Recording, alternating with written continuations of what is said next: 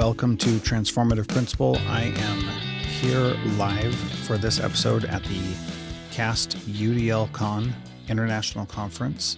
And here we are talking about all things related to universal design for learning, which is a way to make it so that learning is accessible to all students. This has been a great conference so far. The one you're listening to right now is from the UDL conference and really a great time. Check it out. Check out cast.org for information about UDL, UDL Con, and so much more. Okay, welcome to this special episode of Transformative Principal. I have Kelli Suding and Soriano here with us, and we are live at UDL Con, powered by CAST. And Michelle, let's start with you. Why don't you tell us a little bit about who you are and what you do for CAST? Fantastic. My name is Soriano, and I am one of our technical assistant specialists at CAST. And what that means is that I'm able to really support educators, whether they be at the district level, classroom level, state level, organizations, vendors. And our focus is really on accessibility and making sure that we are designing things that are truly inclusive and accessible for all of our learners. And Kelli? Hey, Jethro, thanks for having us. So I'm Kelli Suding, and I work at CAST, and I'm also one of the technical assistant specialists, and I essentially do the same thing Michelle does. My background, right? Thanks for answering that question for me, friend. Welcome. Yeah, so my background is general ed and special education, all things accessibility, universal design for learning.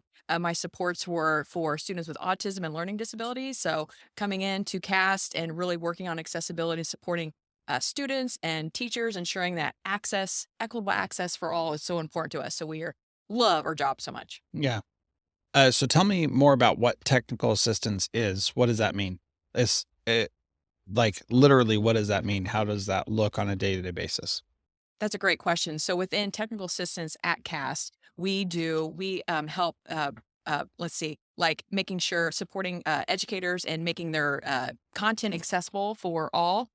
Yeah, so with technical assistance, we have always followed the Office of Special Education Programs, and there's 3 different layers. We provide intensive technical assistance, where that is really reaching out that hand and supporting just anybody and everybody who wants continuous support, coaching.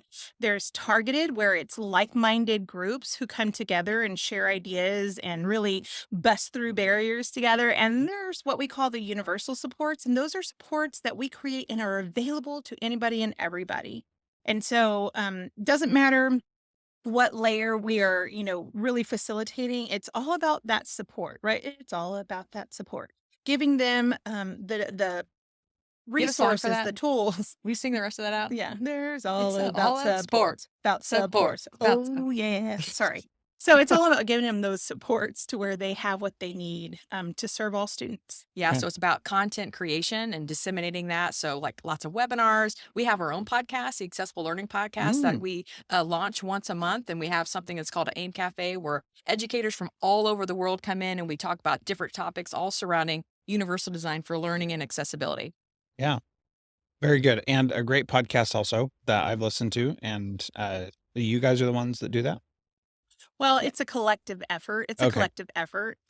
So it's a team of casties, if you will, but it's all about the accessibility team and how we can bring voices from the field. Mm-hmm.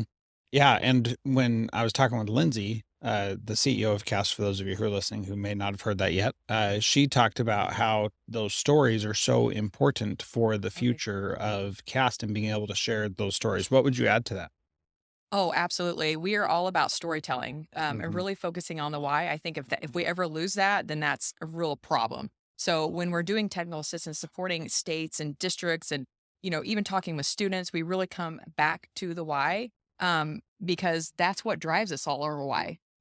And I think it's really great to connect with others through multiple means, but the means through podcasts, it's a way that we connect and we can find relevant information that we're like, hey, man, they are telling their story, but I hear my story in that. And when we think about equitable and inclusive and accessible design, it's every voice and every story that we need to consider. And so it's just great to hear just that multitude of relevance that we will also see in our classroom, that we can learn from, that we can engage with. Mhm. Yeah. And even alongside that, not just sharing storytelling that's surrounded by successes, but also failures. So being a previous classroom teachers, right, there's like this pressure of making sure we're not doing anything wrong and all of that. But sharing our failures when we're doing webinars, we're doing in-person trainings a lot, I think is really impactful because it allows us as educators and partners in the field to humanize ourselves, knowing, hey, it's okay. Let's celebrate these failures and move on. We Mhm. call it failing forward, Whoop, whoop. right? Yeah. Yeah. When we fail, let's fail forward. Let's learn from it and let's make Mhm. it better. Yeah. And Yeah. sharing that with our students. I mean, it's so important to share that with your students as well. Yeah. Absolutely. Talk to me about why people should be at UDL Con. Somebody missed it this year. They're listening to this and they're like, "It sounds like a rockin' party. I should be there." Tell me why. So UDL Con, my cup has just been so filled, and I've been reflecting a lot on what makes this conference so unique, so special, and why have I gotten so much just empowerment in being here. And I think it has a lot to do with that purposeful design. There's opportunities for people to truly connect. And beyond the work, it's truly getting to know other educators in the field where you can share stories, where you can share conversations and barriers and talk about how we can design that. But not only that, there are a multitude of voices represented here. And then I think that also reflects in the sessions that are being provided. So I'm eager to go back. I'm eager to take the information that I've learned and then truly go and try to implement it in my own aspect, the role, the organization that I'm in. Sometimes all conferences are great, and sometimes they provide so much information that it's hard to really tailor that to what you can do in your own role. The great thing about UDL is that UDL is just good design.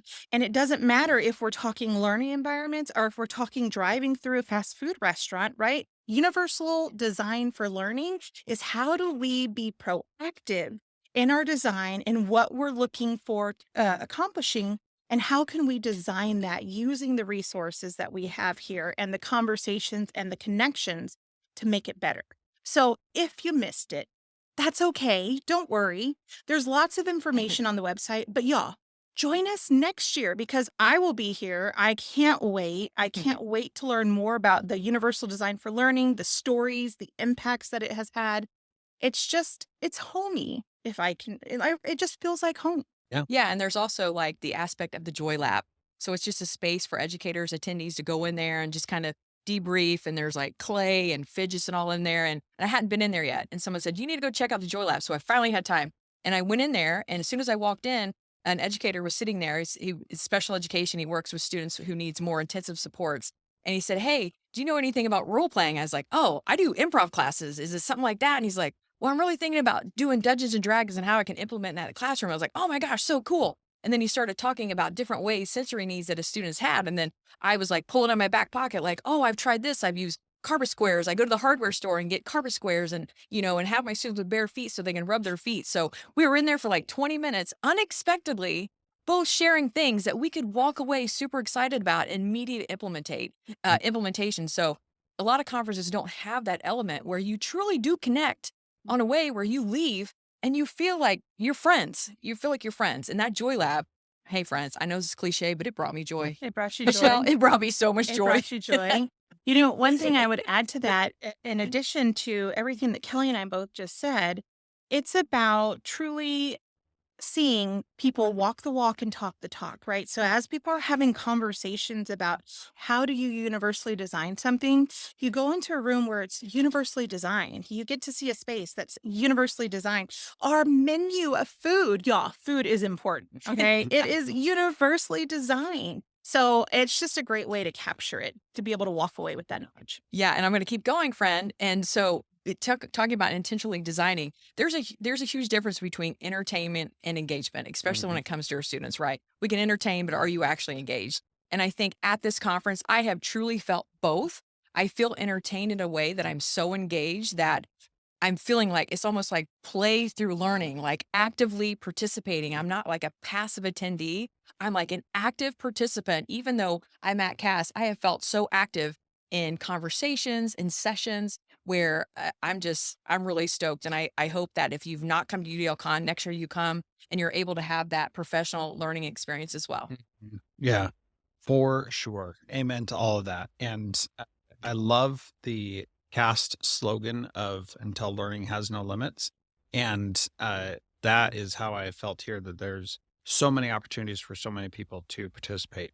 If people want to learn more about you and the work you do, what's the best way for them to get in touch with you both? Yeah, they can find us, Michelle and I specifically, but we're easy to find on the CAST website, specifically on the AIM Center website. So that's aim.cast.org. So that is aem.cast.org.